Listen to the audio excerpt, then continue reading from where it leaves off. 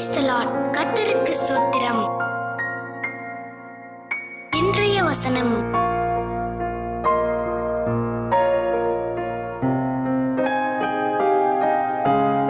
Mark 13:1-8 அவர் தேவாலயத்தை விட்டு புறப்படும்போது அவருடைய சீஷர்களில் ஒருவன் அவரை நோக்கி, போதகரே, இதோ இந்த கல்லுகள் எப்படிப்பட்டது, இந்த கட்டடங்கள் எப்படிப்பட்டது பாரும் என்றான்.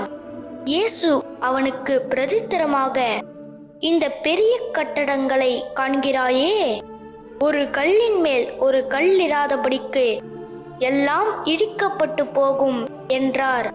பின்பு அவர் தேவாலயத்துக்கு எதிராக ஒலிவ மலையின் மேல் உட்கார்ந்திருக்கையில் பேதுருவும் யாக்கோபும் யோவானும் அந்திரேயாவும் அவரிடத்தில் தனித்து வந்து, இவைகள் எப்பொழுது சம்பவிக்கும்? இவைகளெல்லாம் நிறைவேறுங்காலத்துக்கு அடையாளம் என்ன? எங்களுக்கு சொல்ல வேண்டும் என்றார்கள். இயேசு அவர்களுக்கு பிரதித்திரமாக, ஒருவனும் உங்களை வஞ்சியாதபடிக்கு எச்சரிக்கையாயிருங்கள். ஏனெனில் அநேகர் வந்து என் நாமத்தை கொண்டு நானே கிறிஸ்து என்று சொல்லி அநேகரை வஞ்சிப்பார்கள். யுத்தங்களின் செய்திகளையும் கேள்விப்படும்போது கலங்காதேயுங்கள்.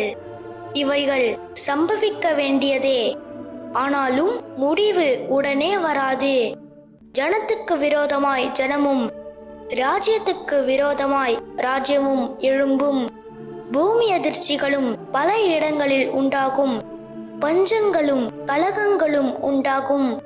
இவைகள் வேதனைகளுக்கு ஆரம்பம்.